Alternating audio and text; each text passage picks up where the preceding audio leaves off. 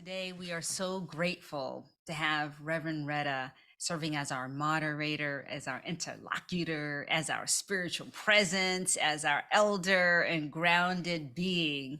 So we are so excited to have Reverend Retta here.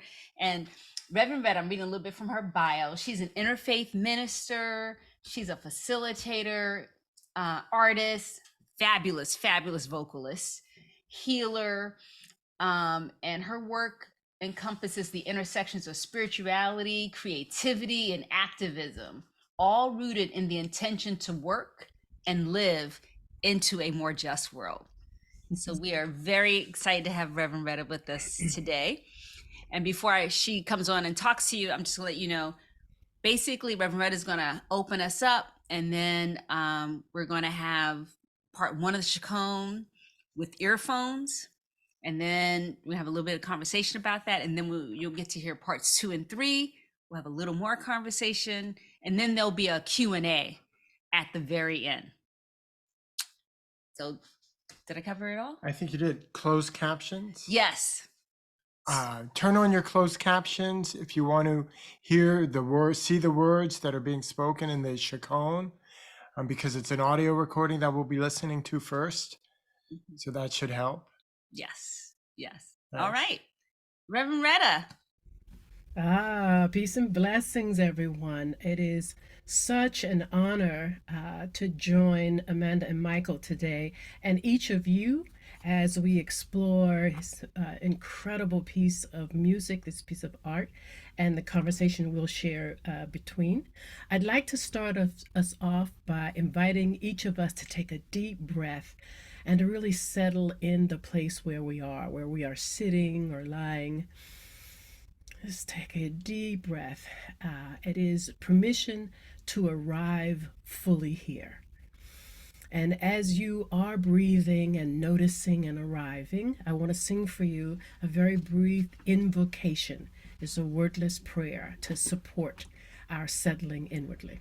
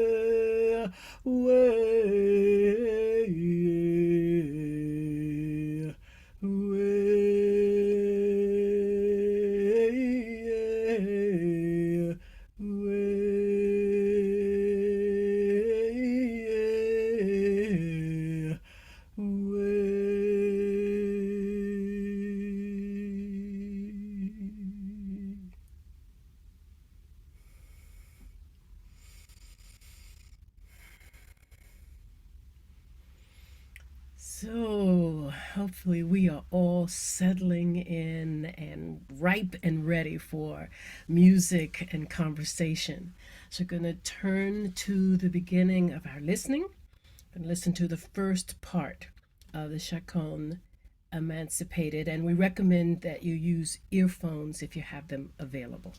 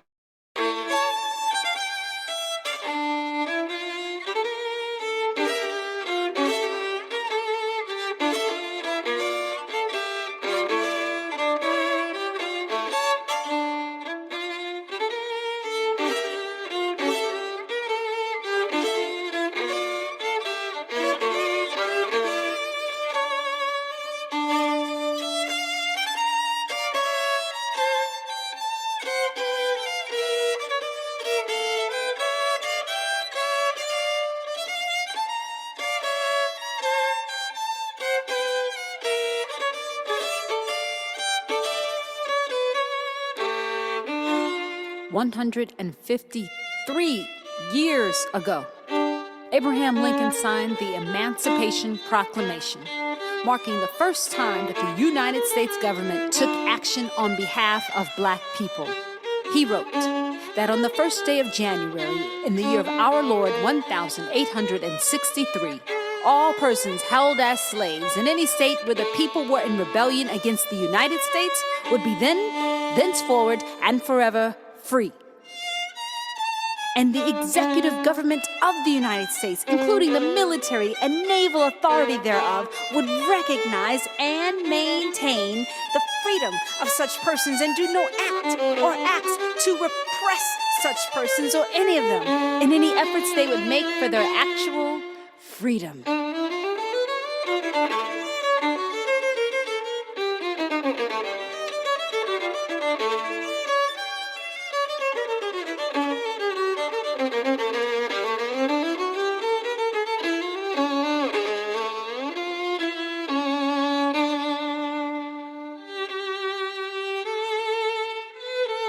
100 years later, an Alabama preacher addressed over 250,000 people in Washington, D.C.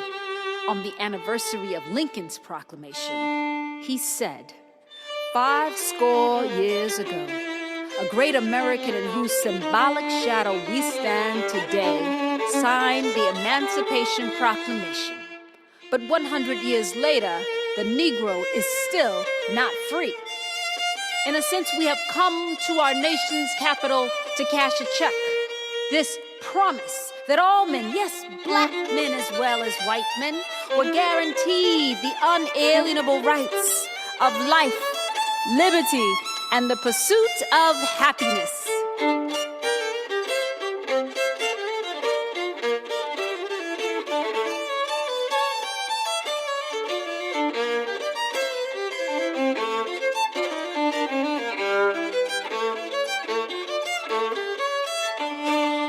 Instead of honoring this sacred obligation, America has given the Negro people a bad check, a check which has come back marked insufficient funds. But we refuse to believe that the Bank of Justice is bankrupt, so we have come to our nation's capital to cash this check. We have also come to this hallowed spot to remind America of the fierce urgency of now. 1963 is not an end, but a beginning. There will be neither rest nor tranquility in America until the Negro is granted his full citizenship rights. Many of our white brothers and sisters, as evidenced by their presence here today, have come to realize that their destiny is tied up with our destiny.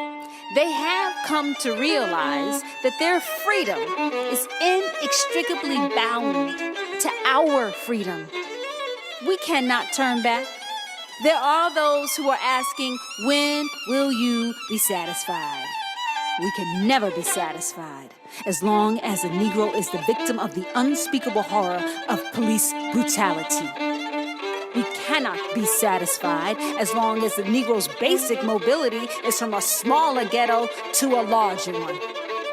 We cannot be satisfied as long as the Negro in Mississippi cannot vote and the Negro in New York has nothing for which to vote. No, we are not satisfied and we will not be satisfied until justice rolls down like waters and righteousness like a mighty stream.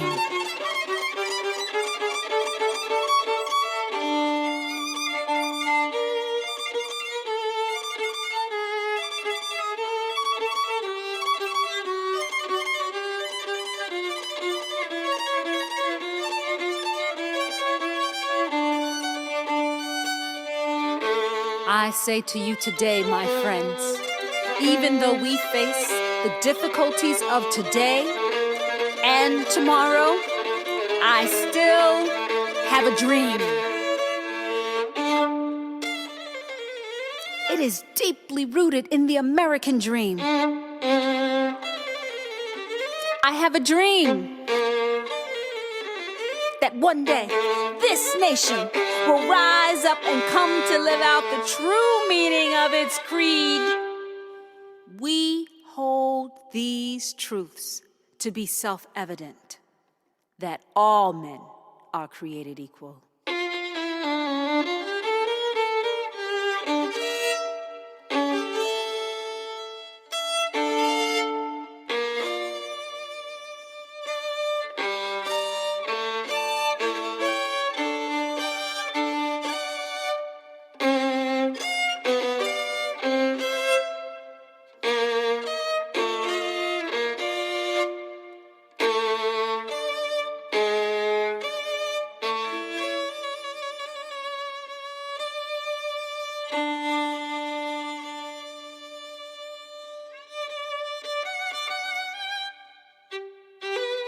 This is the faith that I go back to the South with. With this faith, we will be able to transform the jangling discords of our nation into a beautiful symphony of brotherhood. And when we do this, when we allow freedom to ring, we will speed up that day when all of God's children, black men and white men, Jews and Gentiles, Protestants and Catholics will all join hands and sing in the words of that old Negro spiritual,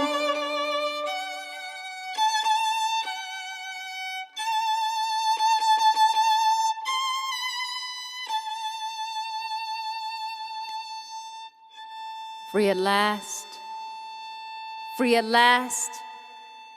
Thank God Almighty, we are free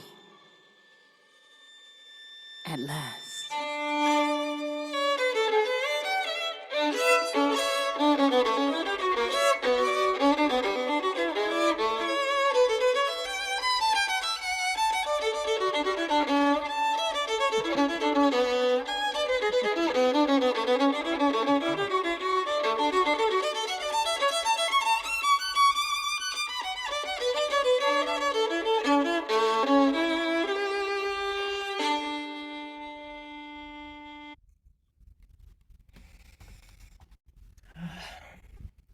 Phew. Yes, yes, I see some hands, right? Amazing. Amanda and Michael, thank you so much for that powerful, powerful expression, artistic expression of this important moment that we get to celebrate and recognize together. Yeah, the word powerful comes up for me. A power coming together, the power of your voice and words, Amanda, the power of your sound, the violin, and your passion, Michael. And so we'd like to invite each of you to drop in the chat a word or phrase, some expression of how that experience was for you. So if you take a moment and share, we get to kind of see what was happening in our Zoom room. Whew. Yeah, yeah. So, yeah, I think there's a little bit there. We have some folks coming. Yeah, come on and don't be shy. Have we'd love to hear how that was. Wow, yeah, we have wow. And Yeah. so, as you are writing, we're going to turn to our conversation. And I'd like to begin with Michael. I see powerful there, hope. Yeah, yeah, there's intensity of feeling and words and music. We'll probably come back to that. But yeah, please do share, moving the soul. Yeah, so Michael, we want to start with you. So, in your upcoming chapter on art and social change, you've mentioned having to face and let go of your ego while working on this piece in particular. Mm. So, yeah, we're going to share a little bit about what your artistic process was like creating this piece. Wow. Well, letting go of the ego um, was a huge part. And actually coming to grips with my ego and recognizing what was actually there and what is actually there was really enlightening. And I have to say, even listening to this performance today, I recognize, wow, there was a lot of ego still there.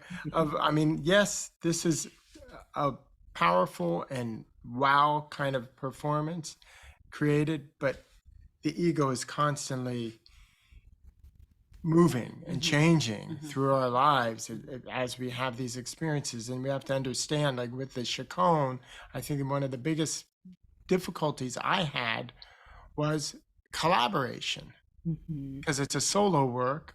I learned it actually with all three of my major teachers, the three different conservatories I attended. I did it on my master's program, on my doctorate program. At Juilliard. At Juilliard, I studied with a gentleman who was born in 1897, and he, you know, so it is history, and it's rooted in Western European music. However, it is so spiritual. So spiritual. And within the first week of dating this beautiful woman, I had to play the Chaconne for her, never intending that we were going to do this. And of course, I wanted it my way. And yes, so that's kind of like marriage. I wanted it my way. Well, I can imagine that there have probably been some shifts in that particular conversation. And so I want to ask you, Michael, a little bit, since you mentioned playing the piece for Amanda early on in your relationship. Also, how would you say your ego showed up in the process of working with Amanda once you all got to the point that you knew that there'd be something magical about putting words with the piece? I think again, well, my ego was showing up in that. Well, I've discovered that either I ride on the plane of being better than, so I am better than this. I want to put all this music in. I don't want to make any cuts. I don't want to keep it all. And then I'm also writing not good enough. And they kind of go, and this has been a discovery. I didn't realize it was going on when we were creating this. This has been something that I've been exploring. I mean, we created this back in 2014. This performance was probably 2016. Yeah, this performance was from 2016.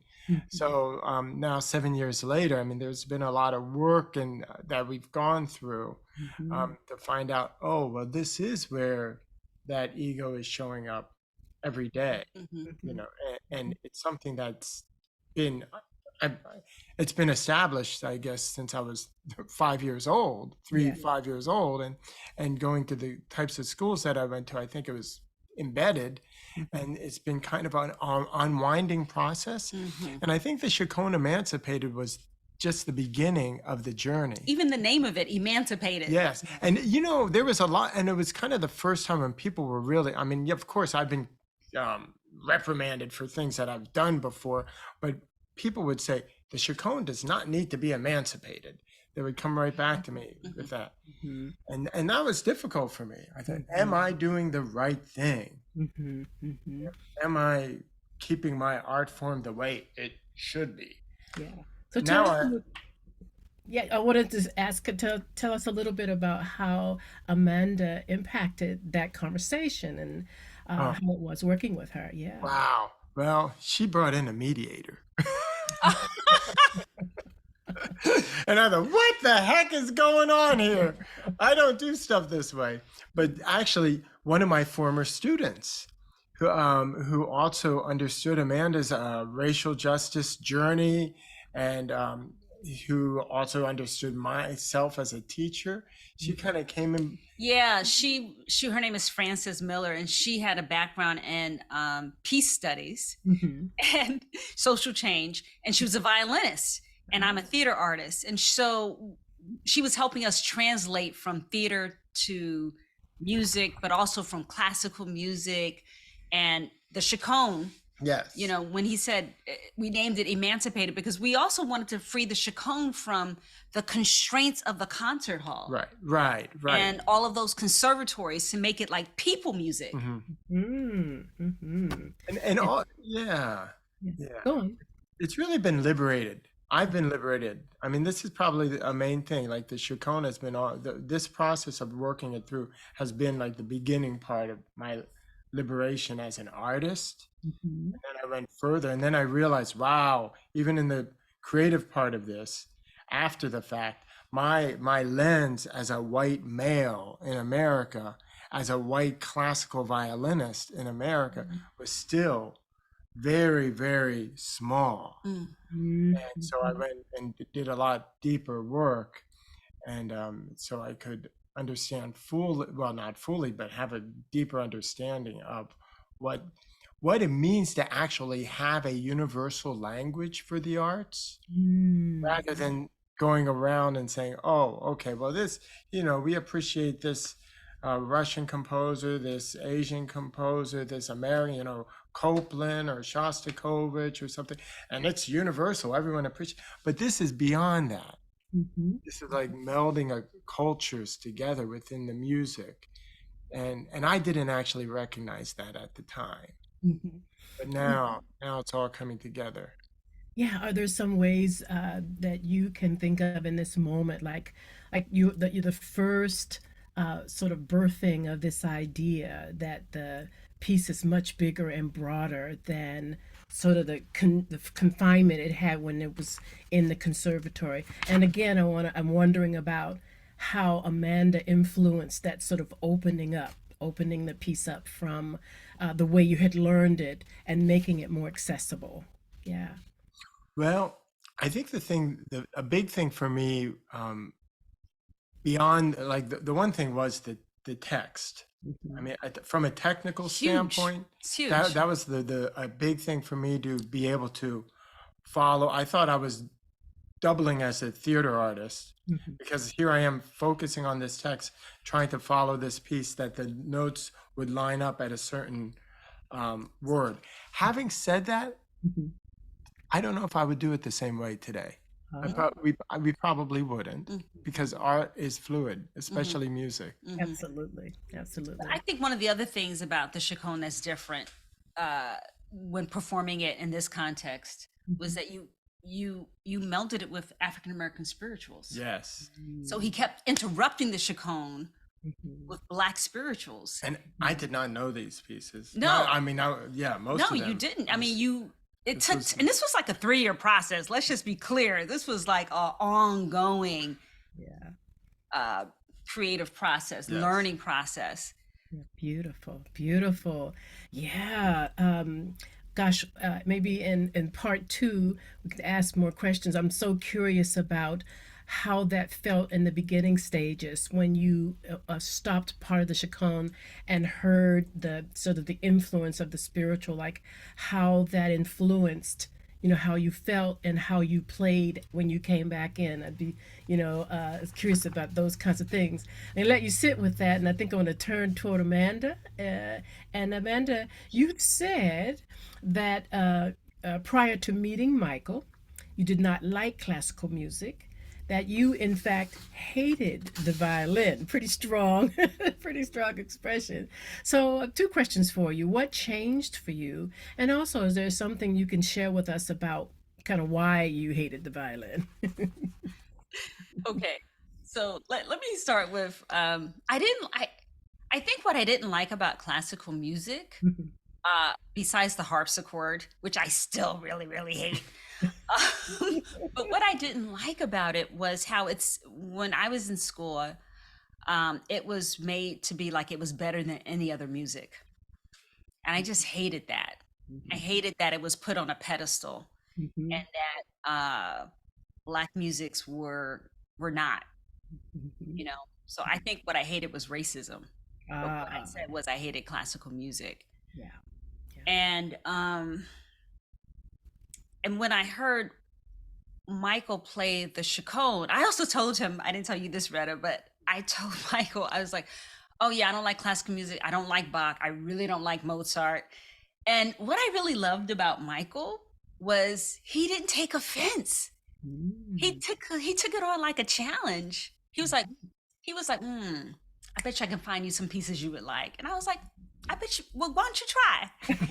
And actually, he did. He found a piece of Mozart that I actually loved. You remember Ah, that? And I was like, okay. And then he played me the Chaconne, mhm, and like someone said, it was soul Yeah, music. that's what you said. And someone in the chat Oh, said okay. something similar. It was so soulful. mm, I realized, okay, I just need to open up a bit here. That's what mm. I realized. I need to open up a bit here. Well, that is a beautiful story and brilliant of Michael to be able to figure out to take that as an invitation rather than Yes. a cutoff. That's what's beautiful. And I So think that's a big lesson, actually. Michael, maybe because I've said those comments around other people who have not taken it that way. They have not been happy. mhm, It's it's it's been like a shutdown. yes, And so it was interesting. You didn't shut down at all. I mhm, didn't. yeah, yeah. And you didn't think I was stupid either. Maybe Some I people kind of think I'm stupid. maybe I was a little interested in you too. Oh, I Oh, okay. he had another motive. Yeah. Well, it was a beautiful motive and has led to this moment. So, Yeah. so glad you did that you kept on.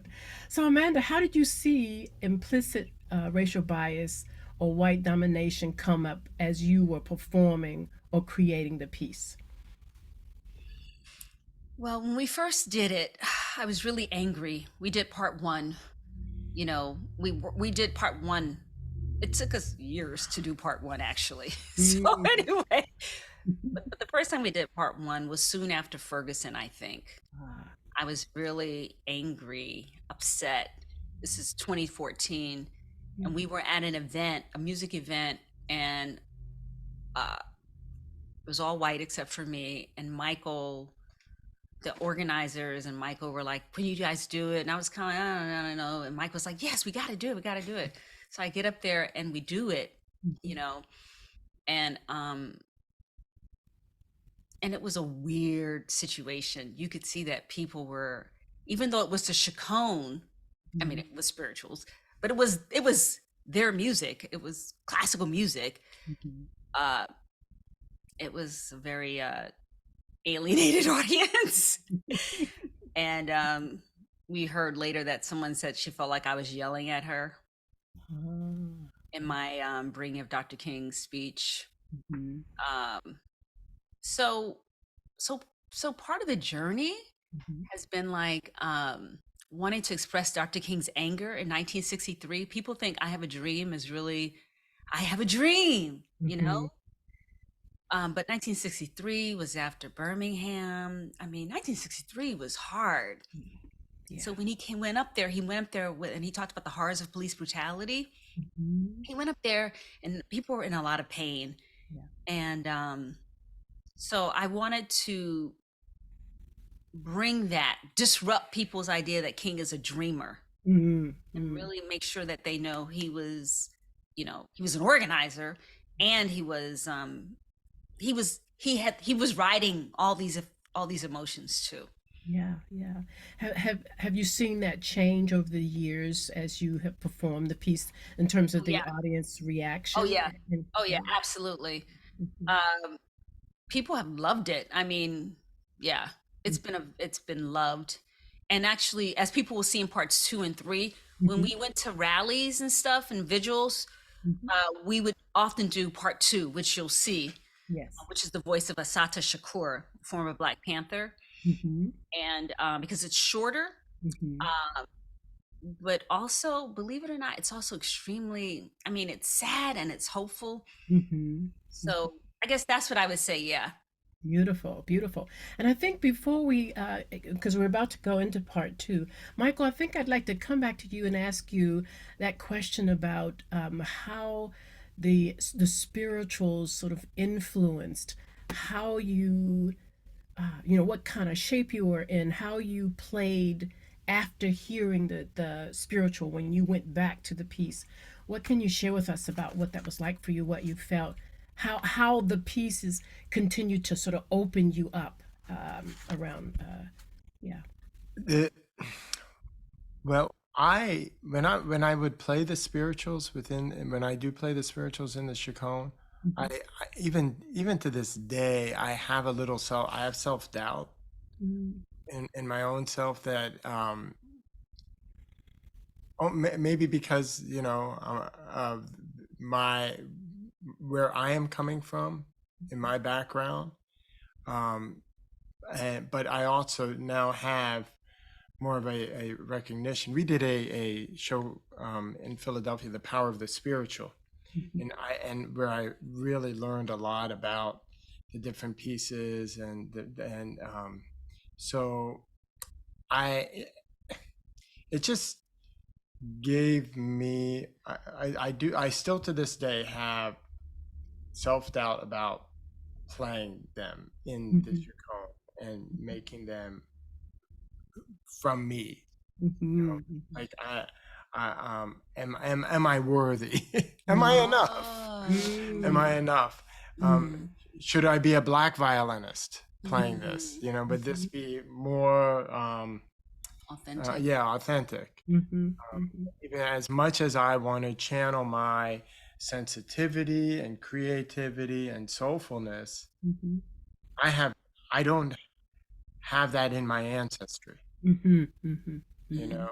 Mhm. Mhm. So so that I yeah, and I think a lot of the arts and performance there is a certain amount of acting Mhm. going on, Mhm. and you put on a certain face, and I try to transmute it as much as possible, Mhm. Mhm. and definitely the way that the spirituals are woven in the Chaconne, I believe that. I Mhm. full-heartedly believe that. I actually play the Chaconne on a regular basis with and without Mhm. the I know spirituals. now it's hard. Remember? Yeah, yeah, I play it, but with both, and actually the entire Chaconne has taken on a whole new spirit. How has what do the spirituals do? I think what do the spirituals do for me? The Chaconne for Mhm. me is like they make it more spiritual for me Ah. Ah. actually. So I Yes. think because that's actually quote unquote my music, Right, right, right, you right. know, that I grew Yeah. up with. Right. Mhm. I was, you know, groomed in that, Yeah. but now it's taken on an entirely different meaning, and I have those spirituals to thank. Mhm. That's beautiful. You describe a little bit, I think, how race where it goes, right? It's there's a point in which it's uncomfortable, but as we continue to do the work with courage, right, we get to hopefully grow and enter, as you call that spiritual realm. I want to thank you for your that vulnerability, answering that question, and point us back to part two. I want us to have another chance to do some listening. So Mark is going to tune us in. And this is actually a video this time. This is Ah, a live performance. beautiful. All right. So we'll see you on the other side.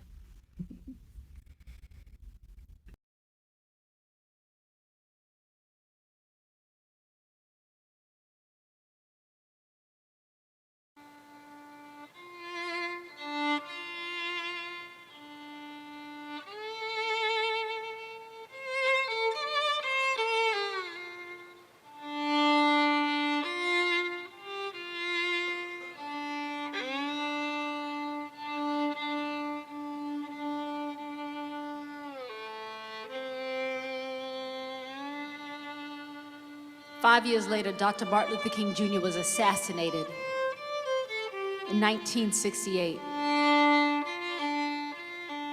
Amidst the rage and despair that shook America, a young woman from Alabama took the name Assata Shakur. She wrote affirmation.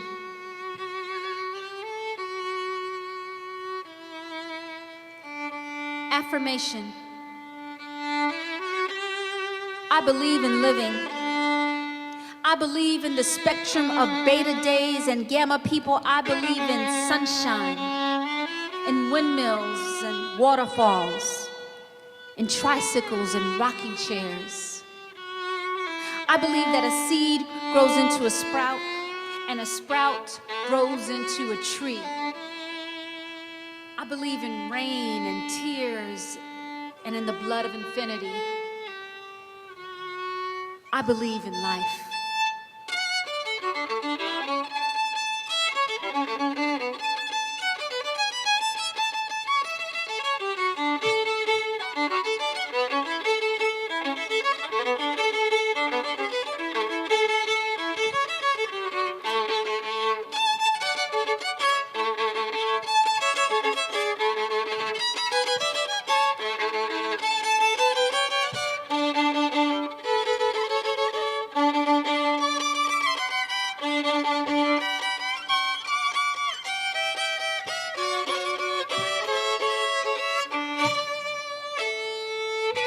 I believe in living. And I have seen the death parade march through the torso of the earth, sculpting mud bodies in its path. I have seen the destruction of daylight and seen bloodthirsty maggots prayed to and saluted. I have seen the kind become the blind, and the blind become the bind in one easy lesson. I have walked on cut glass.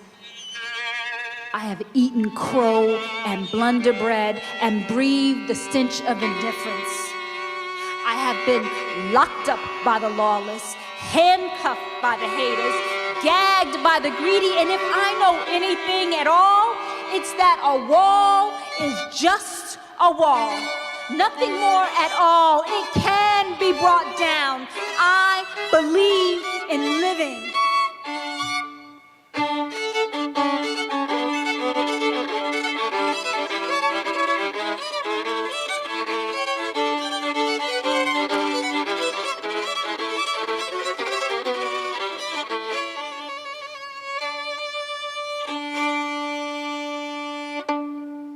I believe in living. I believe in birth. I believe in the sweat of love and in the fire of truth. And I believe that a lost ship steered by tired, seasick sailors can still be guided home to port.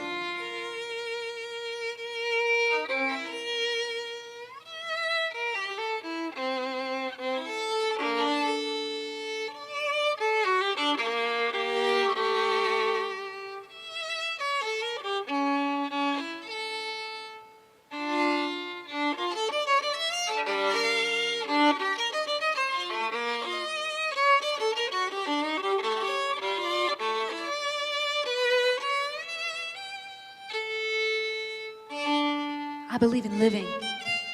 I believe in birth. I believe in the sweat of love and in the fire of truth. I believe in living. I believe in birth. I believe in the sweat of love and in the fire of truth. I believe in living. I believe in birth. I believe in the sweat of love and in the fire of truth.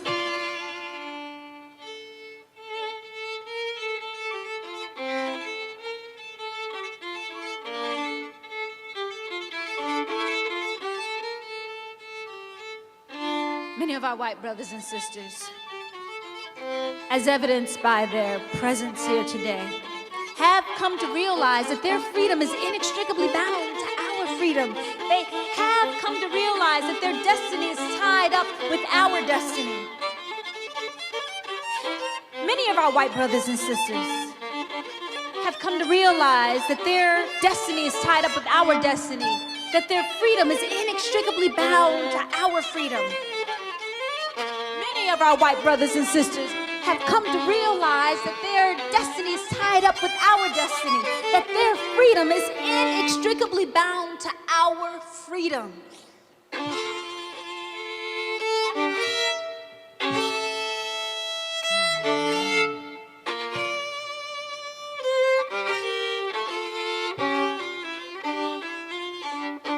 All persons held as slaves shall be then, thenceforward, and forever free.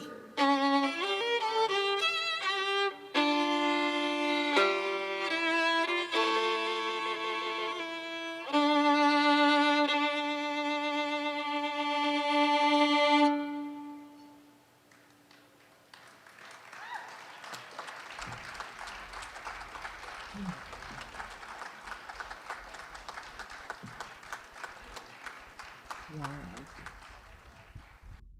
Yeah, somebody wrote in the chat for the first time, wow. I just want to start there, wow. And I want to invite you again to drop into the chat what that was like for you, a word or a phrase, or what that invokes or inspires in each of you. Really powerful. Thank you again, Amanda and Michael, for y'all's the commitment to that depth of intensity and truth. The words holy rage came to me as I was listening. Holy, holy, and filled with a powerful intensity. So thank you so much for that. So as folks are sharing in the chat, I want to head us back to our conversation and start with you, Amanda. So Amanda, even though you and Michael harmonized together so well in the piece as we all just experienced, could you give us an example of a difficult conversation as you were working on the piece and tell us how you got unstuck? Mm-hmm. Whew. Wow. Yeah, I'm just struck. I mean, I'm struck by Asata's words, honestly, Yes. Yes. because, if you know anything about her life, and if you don't, Google her. But the fact that she comes through that and says, I believe in living, it's such a call. And so conversations um, there was a point at which I felt like I don't know if the work that I'm doing with Michael is I felt like it was getting it wasn't political enough. It wasn't fierce enough. This is before we had gotten to part 2. Honestly, we were still working on part 1, and I was really questioning the violin. I was questioning classical music. This was really all around Ferguson, Mhm. and um, so we had a conversation in a coffee shop, and I was like, okay, honestly, straightforwardly, I don't know if you're really uh, if you want to take on white supremacy. I Mhm. mean, that's the bottom line. I just feel like that's what I'm really about. And I felt like, you know, Michael was still influenced by or trying to or living in standards and stuff. And I wanted it hard. I just I wanted what we got, Yes. ultimately what you saw. Mhm. But I had to put it to him straight like that. And then ultimately, and in that conversation, he said, "You don't really know what I can do with the violin." I remember that. He was like, "You don't know what I can do with the violin." He Mhm. was really passionate about it. Mhm. And I think, and you have to give me a chance. And I just remember, you know, uh, looking him in the eyes, really, and being like, "Okay, okay, I'm gonna give you a chance." Mhm. Mhm. So, so for me, what was important was to really acknowledge where there was a gap in what we were doing and in our relationship, and having the courage to bring it forward, Mhm. and and and on my side again, also then having the courage to trust, to believe what he said. Mhm. Mhm. And I think there's, I'm an artist, so when another artist says to me, "You don't know what I can do," Mhm. I'm, you have me. Okay, Yeah. show me. I'm willing to be shown. Mhm. And so yeah. Oh, Yeah. and what I want to say also to everyone is that, when you're having difficult conversations about racism, and ours was about white supremacy, I mean, all kinds of things are mixed in because of our personal relationship and artistic relationship. Um, that's why I decided to give you all the book as a gift to you, because given our time, it was going to be too difficult for me to run through all the steps in a difficult conversation. But I do want you to have those tools. Mhm. So, Mark, if you could put that in the chat again, that would be awesome. I, What do you want to well, I say? just want to say that, Yeah, I think you have to speak. you know, it's yes, I said you don't know what I can do with the violin. And I remember that conversation. And now, and looking back on it, I realized I didn't know what I can do with the violin. And Mm. I'm very grateful to have that conversation and go beyond that conversation and have done a lot of the work. Right. And And also white supremacy. It wasn't just the violin. It was like the breaking implicit, out yeah, of his breaking out of my framework. whiteness Mm-hmm. in my interpretations, in my collaborations, in my what I want to present with my art form, how I want to be. Mm-hmm. And so that conversation was pivotal. Yeah. Yeah. It was a pivotal one for Yes. both of us. And Amy said the music really added. Amy, what I want you to know, Amy is my friend, and what I want you to know is that there was one point at which we were performing that Asata piece. I was literally on stage performing it, and I realized, oh my God, Michael is fueling this Mm-hmm. in the moment energetically. Mhm. I felt him, the energy that was fueling it, and it was real support. Mm-hmm. It was real support. So something very powerful happened there. You knew, Amanda, that you needed to ask for something bigger than the conversation you all were in. And Michael, you didn't know exactly how, but you knew you were ready and willing to show up and be in that conversation. It's a powerful, like a living version of what we want to do as we bring down the walls of racism, right? To be able to Yes. come together in these ways and stretch each other, and then to be able to feel his support. So he was actually able to do the thing that you named. He stepped into the invitation and was able to meet you there. So, Michael, could you say something about how you deal with making mistakes as a white man working with the black woman on this piece? And the Do I second make mistakes? part. Well, if you make mistakes. Oh yeah. Yeah, yeah. Well, I actually working with this piece, I think it was a very much of a there was I started really listening Yeah. in a way that I had never That's a good point. listened before. Mm. And I would open up and I would rather than becoming defensive and saying, wait a sec, I want my idea to be heard, I would listen. And then we're talking about ego now again. Yes. This is a transformation of the ego. Mhm. And I would listen and I would embrace that. And we it was a true collaboration, I think, Mm. on this. And when Amanda put that, see, I looked at it originally as a challenge. I wouldn't look at it like that anymore. Mhm.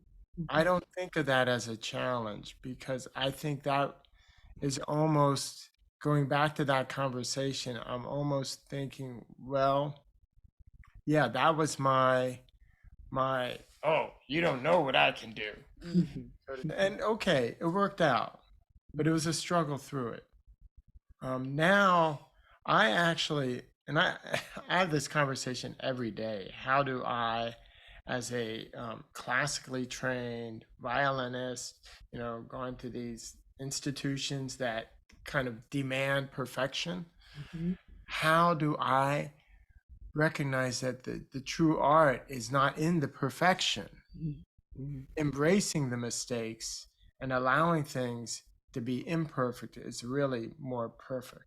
Mhm. So embracing my mistakes, Yeah. Mhm. and recognizing that they're really not mistakes. They're Mhm. mistakes. Mhm. They're mistakes. Mistakes, a beautiful, profound lesson, I think, to share with us.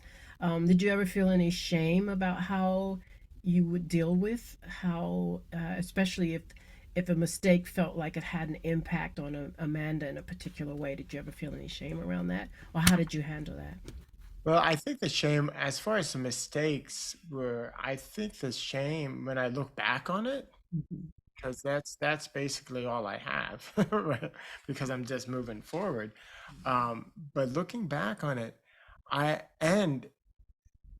and today, I think the shame is really in where I when when I recognize um, when I recognize the implicit bias within me, the real, I mean, the racism in me.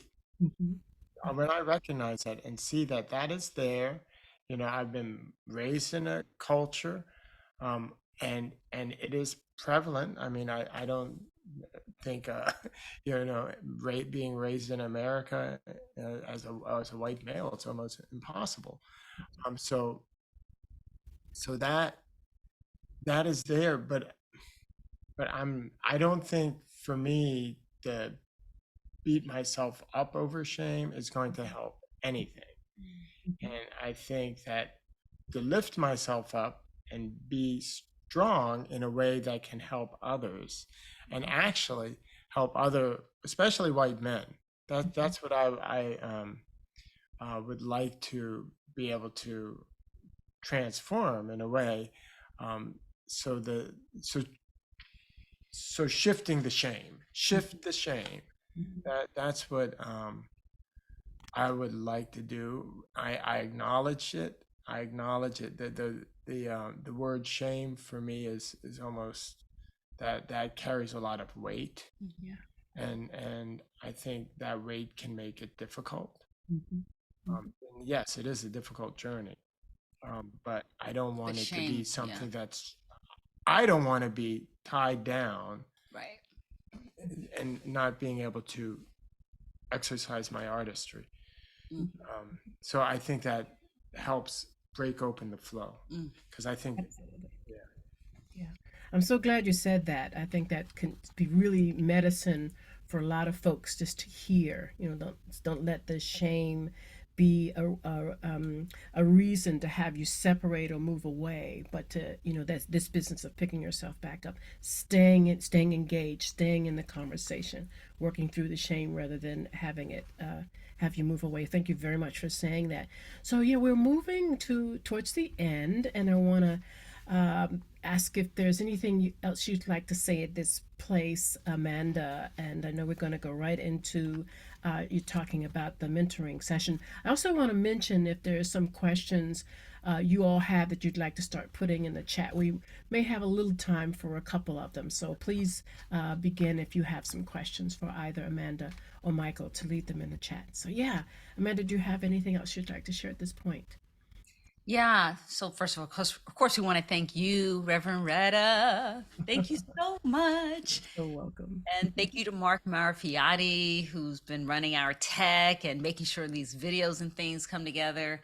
So we're appreciative of that. And we're appreciative, of course, to Dr. Martin Luther King Jr., whose mm, actual birthday is today, and to that whole generation of change makers and builders and peacemakers and rebels. So we thank you. And I just also want to say thank you to everybody who showed up today. Um, if you came because you were the friend of someone else who someone invited you to this program.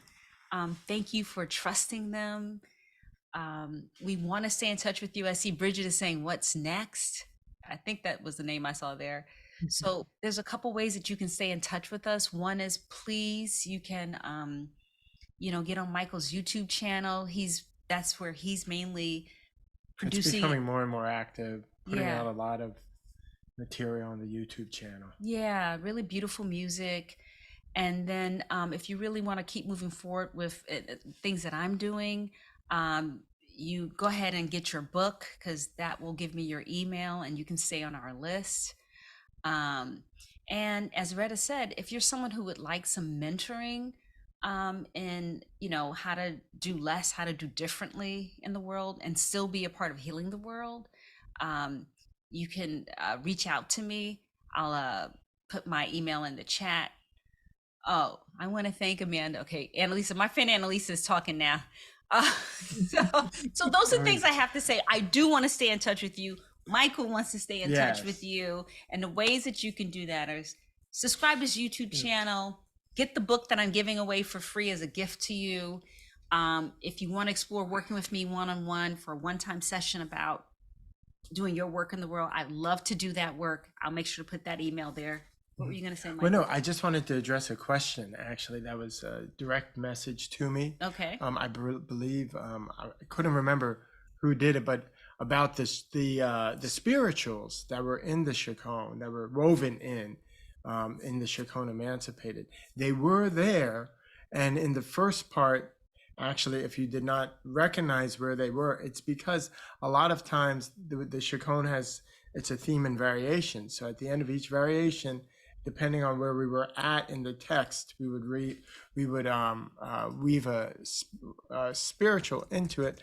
Oh, freedom is there, starting on D and then starting on F, and then there's and then we shall overcome, the freedom song, and Free at last. Free at last, and then we open with Wade in the water. Oh, and then I just came from the fountain, which goes by a different name. Just from the fountain, but that's not the Lord, name of the just come spiritual, from the fountain. right? It has a couple names. Oh, okay. So and I think and also we do lift every voice. Yes. So those are the ones I think that are in. I never really listed them like that, but yes. So they're there.